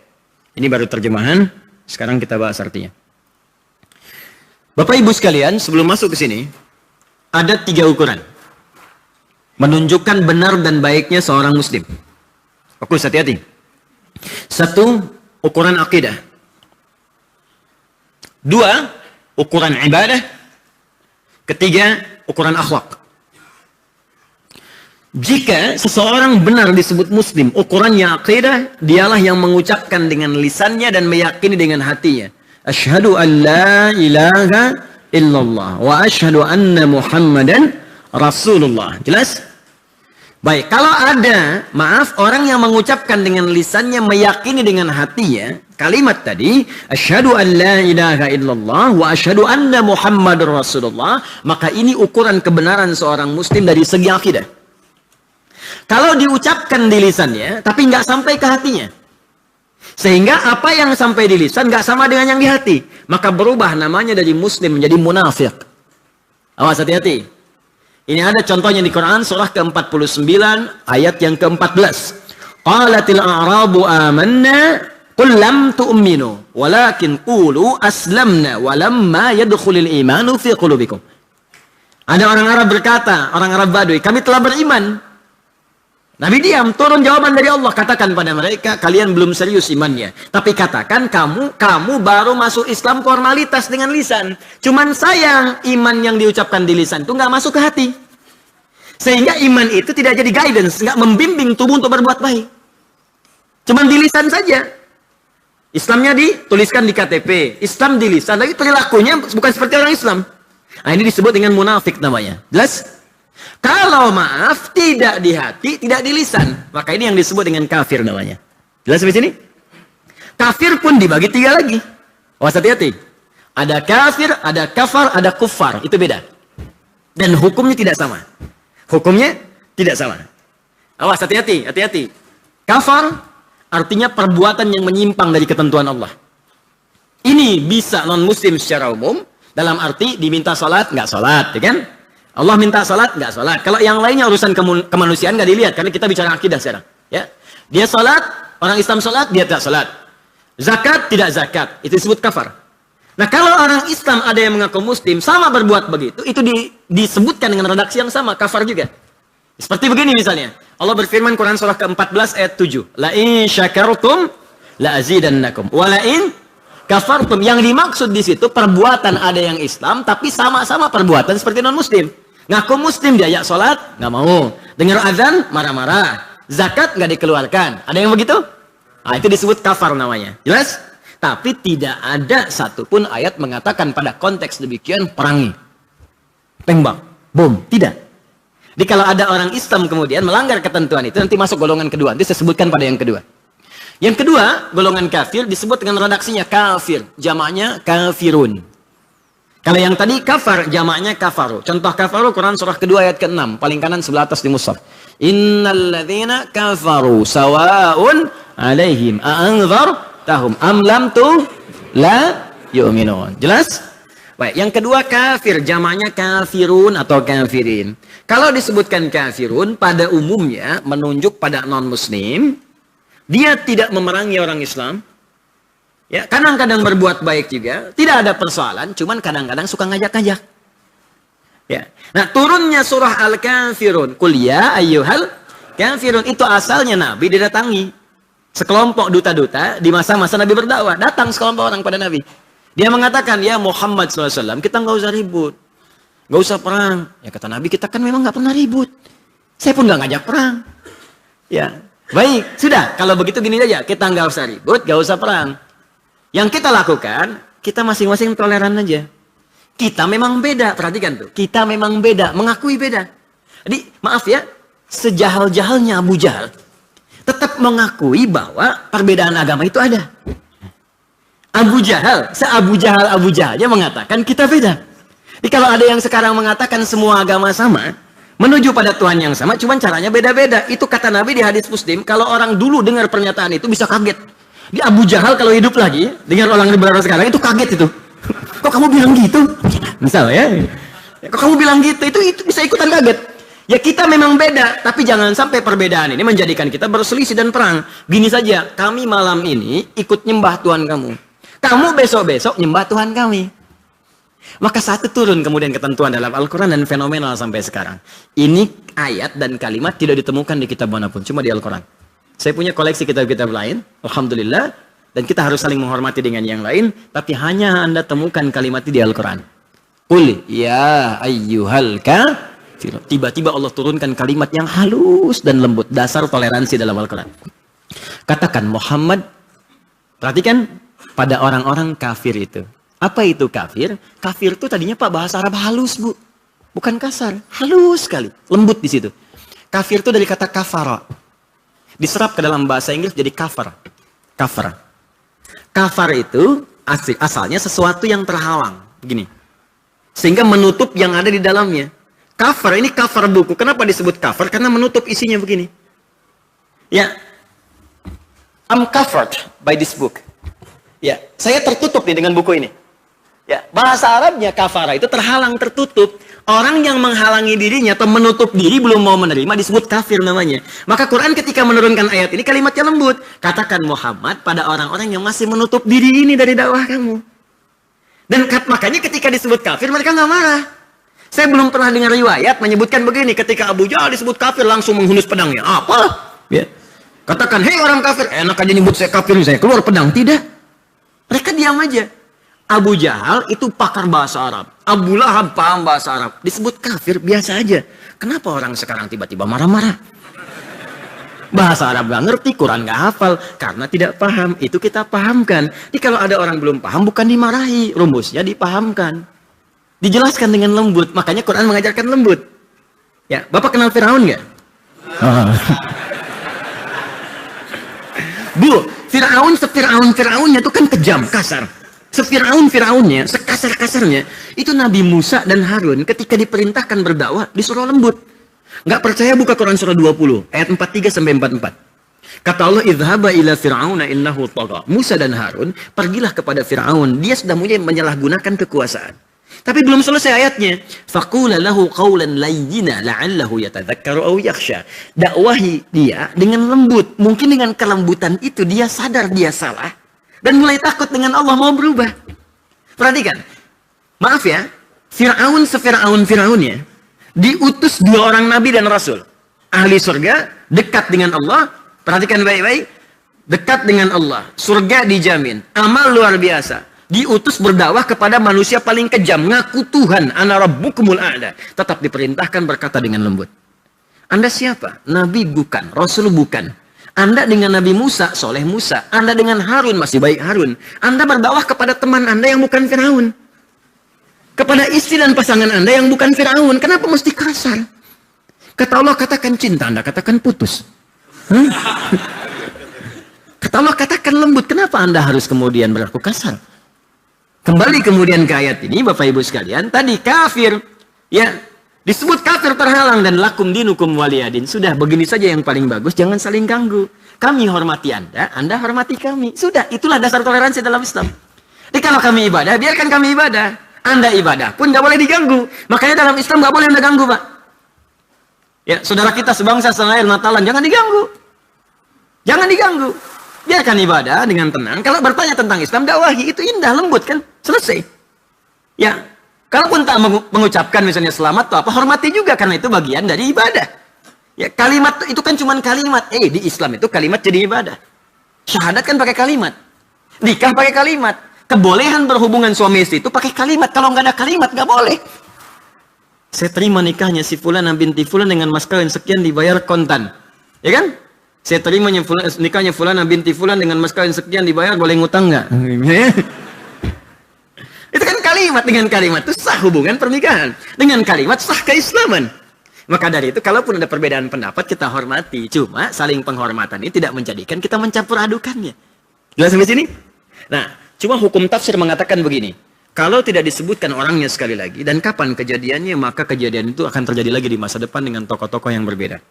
Zaman Nabi ada orang tidak menyakiti tapi suka ngajak-ngajak. Maka zaman sekarang pun pasti akan ada. Saya tanya pada Anda, ada nggak non-muslim tidak menyakiti tapi suka ngajak-ngajak? Ada. Ada. Maka jangan aneh kalau ada yang seperti itu. Nggak usah marah-marah. Anda datang Car Free Day. Karena yang free, yang lain tidak. Begitu datang, dikhotbahi dia apa? Jangan marah-marah. Gak usah marah, cukup katakan begini. Ya Pak, atau ya Mbak. Oh ya, terima kasih, Bapak terlambat. Yang seperti Bapak sudah ada dulu 15 abad yang lalu. Abu Jahal, Abu Lahab datang pada Nabi. Ngajak juga Pak, waktu itu. Turunlah surah Al-Kafirun. Al-Kafirun itu Pak kafir, sebenarnya nggak kasar kalimatnya, lembut sekali. Orang yang belum mau menerima seperti Bapak, nggak apa-apa. Jelas ya? Awas, ini yang dimaksud moderasi dalam Islam, toleransi dalam Islam. Ya, jelas sampai sini ya? Baik, kembalikan. Nah itu, maaf, kalau ada yang memang sengaja nekat untuk menyakiti, menzalimi, menganiaya dan sebagainya, ada pembelaan di situ. Kaidahnya berubah dari kafir berubah jadi kufar. Kufar. Makanya di redaksi di Quran ketika menyebutkan kufar, kalimatnya tegas, asyiddah. Quran surah ke-48 ayat 29. Muhammadur Rasulullah walladzina ma'ahu asyidda'u 'alal kufar. Makanya kalau mau pintar, ngaji, jangan sekedar baca terjemahan. Karena terjemah tiga-tiganya sama, kafaru kafir, kafirun kafir. Kuliah ayat kafir, katakan orang-orang kafir. Innalladzina kafaru, sungguh orang-orang kafir. Asyidda'u 'alal kufar, keras pada orang kafir. Ngaji pakai terjemahan, jadi salah semua jadi kafir. Jelas ya? Nah, maka dari itu cek, belajar tafsir yang baik, kapan ini kemudian direspon lembut, kapan direspon dengan ketegasan. Ada tempatnya. Tapi yang kembali ke sini, ukuran keislaman yang benar secara akidah, mengucapkan syahadat dengan lisan, diimani dengan hati. Paham? Kalau lisan berucap, hati tak iman, disebut munafik. Kalau dua-duanya tidak keluar, maka itu yang disebut dengan kafir. Jelas sampai sini? 2. Ukuran Islam yang benar secara ibadah. Nanti saya mau katakan ini masuk yang mana. Ya. Kedua, secara ibadah. Kalau ada yang melanggar ketentuan ibadah ini, maka Islamnya belum baik. Tapi tidak masuk kategori kafir. Masuknya fasik atau asin. Orang yang bermaksiat kepada Allah, atau fasik yang melanggar ketentuan Allah.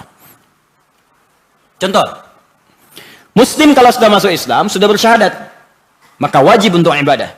Karena itu Nabi di hadis Muslim, nomor hadis yang ke-8, dikutip oleh Al-Imam An-Nawawi, di hadis Ar-Arba'in, nomor hadis yang kedua. Ketika ditanya tentang Islam, maka dijawab, anta syahada an la ilaha illallah, wa anna Muhammad Rasulullah akidah. Setelah itu, wa tuqimas shalah ibadah. Wa tu'tiyaz zakah ibadah, wa tasuma Ramadan ibadah, wa tahujjal baita in istata'ta ilaihi sabila. Salat, zakat, puasa, haji. Salat itu ibadah. Kalau ada orang ngaku Islam dia enggak salat, tidak otomatis mengeluarkan dia dari Islam. Cuma dia disebut fasik. Asin, bermaksiat dia. Orang Islam enggak mau puasa. Ya, ikut-ikutan seperti puasa Ramadan, padahal ketika dia kumur-kumur pakai sirup.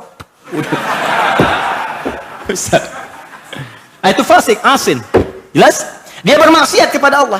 Kecuali kalau orang itu sudah menolak kemudian jenis ibadah dan menghalalkan dosa besar yang diharamkan. Maka itu sudah kafir hukumnya. Sama. Sama-sama kafir. Misal ada yang menghalalkan zina. Itu sepakat ulama. Kafir. Ya. Misal ada yang mengharamkan sholat. Sepakat ulama. Ya, makanya ketika Hadratus Syekh Kiai Haji Muhammad Hashim bin Ash'ari yang mendirikan Nahdlatul Ulama tanggal 31 Januari 1926. Ya, beliau menulis kitab 19. Di kitab keduanya ada judul Risalah Ahlus Sunnah wal Jamaah. Risalah Ahlus Sunnah wal Jamaah. Di halaman ke-11, paling kiri sebelah bawah, paragraf yang ketiga. Ya, perhatikan kalimatnya. Di situ beliau menyebutkan aliran Al-Abahiyun. Hati-hati nih. Hati-hati, awas, hati-hati. Wa minhumul abahiyuna. Ada aliran sesat namanya Abahiyun. Apa itu aliran Abahiyun? Perhatikan baik-baik. Aliran ini kelihatan rajin berzikir, seperti rajin berzikir. Tapi salah kesimpulan, konslet. Menyimpulkan wasafa qalbuhu, karena udah banyak latihan zikir. Ya, zikir itu bisa banyak turunannya, bisa bacaan-bacaan, ada. Ya, Quran surah ke-4 dalilnya 103. Ada lagi yang doa zikir, Quran surah ke-7 ayat 205. Salat disebut zikir, Quran surah ke-20 ayat ke-14. Kalimat-kalimat thayyibah, Allah, subhanallah, alhamdulillah, ya, asmaul husna itu disebut zikir. Ya, Quran surah kedua ayat 152 misalnya. Zikir, banyak zikir. Jadi jenisnya banyak. Cuman ada yang salah. Begitu dia merasakan enak, yang dia kejar kuantitas bukan kualitas. Kesimpulan salah. Wasafa qalbuhu, merasa bersih hatinya. Karena sudah bersih, merasa dekat dengan Allah. Fala yantabiqu alaihi al-amru wan nahyu. Sudah enggak berlaku perintah dan larangan. Jadi dia menganggap ini zikir latihan untuk dekat dengan Allah. Sampai sini benar. Tapi kesimpulan salah. Karena sudah dekat dengan Allah, enggak perlu latihan lagi. Jadi kalau kita sekarang sholat, masih latihan. Bagi dia, kalau levelnya sudah tinggi, gak perlu sholat lagi. Gimana orang ini? Kata Syekh Hashim, orang ini misalnya temukan keseharian, datang di Jawa menyebar tahun 1333 Hijriah. Hati-hati, kalau Anda datang kepada orang-orang ini, datang, mau konsultasi macam-macam, tampilan bagus. Seperti Kiai, kadang-kadang pakai jubah, lebih lebar daripada Batman, pakai ini macam-macam. Ya, tanya Anda, begitu Anda sedang konsultasi, azan berkumandang, Allahu Akbar, Allahu Akbar. Santai aja. Anda tanya, Pak, apa enggak sholat dulu? Tiba-tiba jawabannya muncul. Ai masih latihan. Kalau Abah, jasadnya ada di sini, rohnya sedang sholat. Cilaka ini. Ini Abahiyun Empire.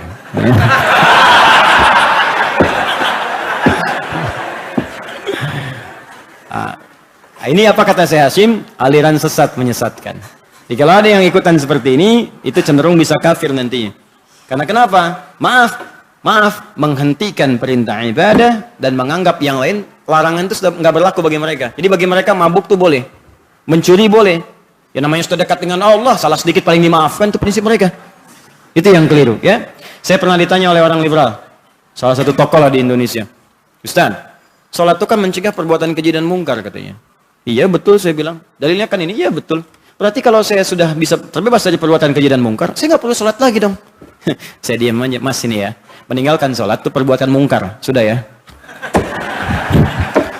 Saya tinggal pergi.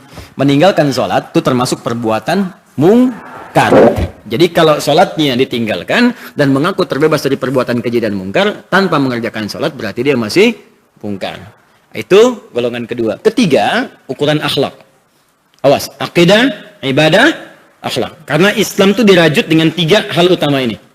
Awas, orang Islam akidah mesti benar. Orang Islam ibadahnya mesti lurus. Orang Islam akhlaknya mesti mulia.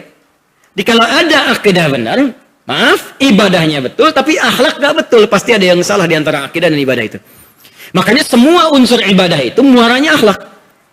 Gak percaya silakan. Salat. Apa muaranya? Innas salata tanha 'anil fahsya wal munkar. Puncaknya haji itu kan melatih akhlak juga di situ. Makanya ketika Anda berputar 7 kali itu, 7 kali, jangan saling dorong, jangan saling injak, ada peluang nyium hajar aswad tapi jangan saling menyakiti, itu dipakai prakteknya. Makanya hidup jangan putar-putar aja, berangkat pulang, kalau cuma makan, tidur, binatang juga bisa. Apa fungsi iman kita di situ? Kalau berangkat pulang gelap, pulang gelap, mana fungsi imannya? Oke, berputar sambil zikir. Ada peluang kejar seperti sa'i. Apa artinya sa'i? Lari-lari kecil. Kalau lari-lari cepat, maraton. Sa'i itu asalnya bukan dari kecil. Dari kata sa'a yas'a, usaha yang sungguh-sungguh. Karena di tempat itu ada seorang ibu yang pernah usaha sungguh-sungguh supaya bisa mendapatkan minuman tuh anaknya. Makanya kalau Anda sedang kerja, prinsip sa'i dipakai. Kerja yang sungguh-sungguh, yang serius. Dimanapun Anda bekerja. Di birokrasi, diplomasi, di militer, di pekerjaan dagang, di perusahaan. Kerja yang sungguh-sungguh, yang serius. Disiplin. Itulah Muslim. Sa'inya dipakai. Naik dengan sofa. Kalau Anda naik dengan sofa, maka Anda berada di puncak kesuksesan. Awal mula kesuksesan. Sofa, jernihkan pikiran Anda. Yakin dengan Allah seperti Sayyidah Hajar yakin. Jernih. Gak mungkin Allah mengabaikan saya. Turun. Kadang-kadang hidup naik turun. Gak semuanya di atas. Mesti turun. Datar. Ada peluang kejar. Makanya di antara 2 lampu hijau itu berjalan cepat-cepat. Lari-lari kecil. Kenapa? Karena lihat peluang. Kalau ada peluang, kejar. Peluang dagang, marketing, kejar. Peluang kedudukan yang bagus, kejar yang bagus. Dengan cara yang benar. Walaupun sampai sana, kadang-kadang fata morgana, oh ternyata bukan, balik lagi. Tapi jangan putus asa. Yang pakai kan orang lain. Alexander Graham Bell tuh, penemu apa? Telepon. Thomas Alva Edison, penemu apa? Lampu. Thomas Alva Edison tuh 1000 kali uji coba. 1000 kali. Kalau dia baca surat An-Nur, selesai itu. Wal misbahu fi zujajah. Ya, lampu itu kalau ingin bertahan, mesti ada kemudian penutupnya. Kaca penutupnya. Baca surat itu, selesai. Sampai 1000 kali meneliti. Tapi kan nggak putus-putus. Kerja lagi. Kita demikian. Capek. Mungkin boleh jadi setelah sekian kali itu Allah menggerakkan kemudian pintu-pintu langit. Dibuka, dihentakkanlah. Ibunya yang kerja keras, anaknya yang dapat bagiannya. Mungkin dari situ. Kadang rezeki itu nggak datang dari Anda semua, Pak. Mungkin dari anak, dari doa istri. Makanya bukan aib, Pak. Bapak berangkat minta istri doakan. Ya, ibu juga bisikin, Bu. Papa berangkat ya, semangat Pak, doaku menyertaimu. Papa malam ini kemana? Ke hatimu. Ya, udah selesai lah. Udah rumah tangga selesai lah, enak itu. Ya, maka demikian orang Islam itu akidahnya benar, ibadahnya bagus, akhlaknya mulia. Ya puncaknya akhlak. Jadi kalau Anda umrah bolak-balik sampai sini masih saling sikut-sikutan, ya untuk apa sih? Rebutan sambil melukai orang lain. Untuk jabatan saling menyingkirkan orang, meninggal juga. Anda wafat juga, Anda dihisab Anda. Dihisab juga. Nah, maka yang terakhir puncaknya akhlak. Karena itu pernah ada seseorang disebut oleh Nabi di hadis Muslim, puasanya rajin, sholatnya rajin, tapi dia bangkrut di akhirat kelak dan dilemparkan ke neraka. Itu ada di hadis Muslim dari sahabat Abu Hurairah. Disebut orang muflis oleh Nabi. Jadi di akhirat itu begini, Pak. Ini ya, Bu ya. Kata Nabi, yati yaumal qiyamati bi sholatin. Ada orang ahli sholat, datang di hari kiamat, rajin sholatnya. Wasiyamin, rajin puasa. Wa zakatin, rajin zakat. Cuman maaf, wayati qad syatama hadza. Cuman rajin juga mencela orang. Ini Nabi kalau sampaikan pasti terjadi. Ada orang ahli salat rajin mencela, akan ditemukan. Rajin puasa, rajin nyela. Rajin taklim, rajin berselisih, ada. Ya, hati-hati. Rajin haji ada. Tapi sayang, maaf. Wa daraba hadza, senang berkelahi. Puncaknya wasafa kadama hadza, ada yang menumpahkan darah dan menyebut nama Allah di dalamnya. Sekarang kebukti. Orang sekarang tembak orang lain, Allahu Akbar. Bom orang lain, Allahu Akbar. Dengan konteks yang salah. Kebuktian. Nanti di hari kiamat ketika dihisab, wa yati qad syatama hadza wa qadzafa hadza dan seterusnya. Perhatikan, tu'khadhu hadza min hasanati. Orang yang salat tadi, ketika dia salat dan mencela orang lain, maka pahala salatnya langsung diambil dipindahkan pada yang dicela itu. Makanya saya sering katakan kalau sedang dicela orang enggak usah marah. Transferan pahala. Dan enggak usah bikin status juga. Alhamdulillah ditransfer pahala oleh si dia tuh dasar mencela, pindah juga. Itulah akibatnya dosa mencela, tapi ditunjuk orangnya. Itu sama aja pindah. Jelas ya? Nah, ketika diambil ini, pahala sholat, pahala haji, pahala puasa, tiba-tiba masih ada di sini keburukan belum selesai. Pernah fitnah orang misalnya. Dan nggak ada yang bisa nutupin. Maka diambillah dosa yang ini, dosa orang tadi, yang difitnah tadi, ditimpakan kepadanya. Faturiha finnar, maka dilemparkan ke neraka. Makanya akhlak itu punya kedudukan yang sangat penting dalam Islam. Al-Imam Al-Baihaqi dalam kitabnya Syu'abul Iman, tingkatan-tingkatan iman, menuliskan di nomor hadis 2009-2010 tentang esensi diutusnya Nabi. Mengambil keterangan di Quran surah kedua ayat 151. Apa kata Nabi SAW? Innama bu'ithu liutammima salihal akhlak. Esensi aku diutus ini untuk menyempurnakan akhlak yang mulia. Jadi tujuan ibadah, akhlak. Akidah mengarah pada akhlak yang baik. Jadi kalau ada orang Islam gak baik, pasti ada yang salah dengan keislamannya. Ada yang ibadah nggak baik akhlak, pasti ada yang salah. Oh, kita baru selesai sholat, assalamualaikum, damai. Assalamualaikum, tenang, nyaman. Maka dari itu, Al-Imam Al-Bukhari memasukkan kategori akhlak dalam kitab iman di hadis ini. Jadi hadis yang akan kita baca ini, hadis tentang parameter nomor 3. Tapi dikaitkan dengan kitabul iman karena menentukan kualitas keimanan seseorang yang diukur dari akhlaknya. Jelas sampai sini? Halo? Nah, itu maksudnya. Hadisnya belum kita baca, ya, belum. Baru satu kalimat ini. 10 menit lagi ya, boleh? Ya, saya selesaikan dulu. Al-Muslimu, orang Islam yang baik itu, terjemahkannya demikian. Baik akhlaknya, awas, hati-hati. Dan baik imannya. Man salimal muslimuna min lisanihi wa yadihi. Sekarang kaidah khusus dulu. Adalah orang yang bergaul baik dengan lingkungan orang-orang Islam sesamanya. Ini kalau tinggal dengan sama Muslim. Sehingga orang itu merasakan selamat dari keburukan lisan dan tangannya. Secara singkat begini, kalau orang Islam baik itu adalah orang yang bisa berperilaku damai dan tidak menyebabkan keburukan pada orang lain dengan lisan dan tangannya. Kenapa disebutkan lisan dan tangan? Berarti Ustadz, kalau kaki boleh ya?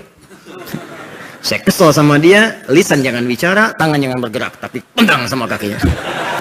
Karena nggak ada di hadis. Nah, cara bacanya bukan begitu. Ya, pengertiannya bukan seperti itu. Ini disebutkan dengan kalimat zikrul ba'di yuradu bihil kullu. Kalau di bahasa Indonesia itu sinekdok pas prototo. Lawannya sinekdok totem pro parte. Pas prototo disebutkan sebagian mewakili keseluruhan. Kalau di kaidah Quran begini, pernah dengar ayat ini? Wala taqul lahuma uffi wala tanharuhuma. Quran surah ke-17. Ya, Anda baca dari ayat 23 sampai 27. Paling kiri dari tengah sampai dengan ke bawah. Ketika diminta berbuat baik pada orang tua, kata Al-Quran, jangan sekali-kali kamu berkata pada orang tua. Jangan salah baca. Oh, kalau nggak boleh. Kalau marah berarti boleh. Ya. Nah, belikan ini ke mama ya, ke pasar. Mama nggak boleh. Ya, jangan salah menyimpulkan. Yang nggak boleh, kalau marah boleh. Kenapa begini? Kenapa begitu? Kan tidak disebutkan dalam Al-Quran. Bukan begitu cara bacanya. Saja tidak boleh, apalagi yang lain. Kenapa di sini disebutkan lisan dan tangan? Karena kebanyakan orang itu berbuat buruk dengan lisan, kalau nggak tangan, Pak. Jarang orang berbuat buruk pakai kaki. Coba kalau berselisih pertama kali dengan lisannya kan? Silakan cek. Orang nggak senang dengan orang, pertama kali lisan. Kalaupun orang yang nggak ada, dibicarakan di belakang. Karena lisannya tajam, Pak. Orangnya nggak ada dengan kita, dibicarakan dengan lisan kita. Saya enggak kok Pak Ustadz. Bagus. Enggak seperti ibu itu tuh Pak. Kalau ada masalah dia mau sama. Itu lisan namanya. Ya. Tangan sekarang. Dulu tangan tuh cuma bisa fisik. Mukul begini. Sekarang lisannya nggak bicara. Tangannya bikin status. Ya. Dia tidak seperti yang aku kira. Tulis. Kenapa Jeng? Enggak. Biasa saja. Tulis tuh. Tungguin, bikin status pagi jam 5, ditungguin sampai sore. Baca ada komen nggak? Pantau. Tuh, respon sudah mulai datang. Itu sekarang terjadi. Makanya kata Nabi, kalau ada orang yang mengaku muslim, tapi lisannya masih belum baik. Gibah dinikmati, bahkan jadi acara. Ya, tulis yang nggak bagus, hoax tuh. Demi Allah saya katakan, satu hadis ini diamalkan, hoax selesai. Satu hadis ini diamalkan, pembunuhan, pencurian, mabuk, zina, selingkuh, hilang semua. Orang mau mencuri, kebanyakan dengan tangan. Silakan cek. Jadi kalau satu hadis diamalkan, orang Islam aja, selesai. Kriminalitas sudah selesai. Damai hidup. Maka boleh jadi sekarang ini yang kurang kita praktekkan. Makanya pengajian jangan dihambat. Jangan dilarang orang ngaji. Tapi diarahkan mengaji yang benar. Dan kita pun kalau ngaji sekarang harus serius, cari yang benar. Kenapa cuma datang untuk ketawa pulang lagi? Apa yang didapat? Belajar yang benar, supaya bisa diamalkan dengan benar. Jadi kalau seperti itu insya Allah kalimat radikal itu nggak akan muncul. Ya, insya Allah semua baik-baik. Radikal pun salah sebetulnya, kata-kata yang keliru. Radikal itu dari kata radix, artinya akar. Sesuatu yang mengakar, radikal sesuatu yang mengakar. Jadi kalau orang itu belajar Islam yang mengakar dengan benar, belajarnya paham, nggak akan muncul kekerasan. Yang benar itu ekstrim, keras itu ekstrim namanya. Karena radikal itu salah kata itu. Makanya ada kopi radix yang diracik dari akarnya. Itu asalnya. Saya mengajarkan sesuatu yang keilmuan ya, ranahnya keilmuan. Makanya kalimat-kalimat sekarang, isu-isu yang dibangun itu kita jawab dengan akhlak. Jangan dengan argumentasi capek. Ini argumen begini, komen begini, balas. Ya sama-sama radikal juga. Radikal ekonomi, banyaknya korupsi, ya radikal di bidang ini, radikal di bidang itu, di agama kita tunjukkan dengan cara yang benar. Radikal katanya ini agama, jawab ini kita lembut, ini berlaku begini dan seterusnya. Itu yang perlu dijawab dengan akhlak sekarang. Jelas ya? Dan jangan banyak berdebat, sudah menghabiskan energi dan sebagainya. Saya tidak mengajarkan mencela orang lain, sekalipun orang itu mencela kita. Termasuk kalau ada yang mencela saya, jangan dibalas. Saya nggak marah, kenapa Anda marah? Kita doakan dengan baik. Jelas ya? Baik, kalau ada ustadz ini, ustadz radikal ya nggak apa-apa. Saya dikasih gelar dari Universitas Amerika, International Passion University, ngasih gelar ke saya, Dr. Honoris Causa di bidang dakwah moderat.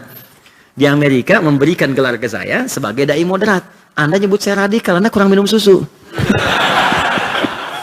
Tapi kan tidak harus berdebat, kita jawab dengan akhlak, dengan mulia. Jelas ya? Baik, ya jangan rame-rame lah. Oke, teruskan. Fokus baik-baik. Ini kalimat pertama. Jadi jaga lisan. Tolong perhatikan ya. Sebulan lagi kita ketemu. Saya harapkan keluarkan oleh kita. Ya, keluarkan oleh kita kalimat hadis ini. Jadi mulai sekarang tahan lisan. Bawa ke rumah tangga. Suami istri sedang ada, maaf ya, perbedaan pendapat. Tahan lisan. Jangan mencela. Awas hati-hati. Jangan dibicarakan di belakang. Ibu pengajian, awas. Awas hati-hati. Kelemahan perempuan itu banyak di lisannya. Laki-laki banyak di matanya.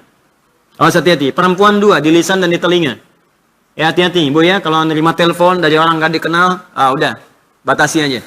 Lisan kalau bicara dengan teman-teman itu ada di Quran surah 4, ayat 34. Sekalipun ibu kumpul-kumpul, jangan sampai berbicara pada sesuatu yang gak harus dibicarakan. Apa diantara contohnya? Perempuan istri solihah tidak akan mengungkit tentang suaminya ketika tidak sedang bersamanya. Kecuali kalau ada konsultasi dengan orang yang thiqah dipercaya. Kalau tidak, jangan bicara. Memang judulnya pengajian, tapi kadang-kadang gak tertahan. Jang, apa kabar? Baik, alhamdulillah. Sehat? Sehat. Keluarga? Baik. Suami gimana? Di situ masalahnya.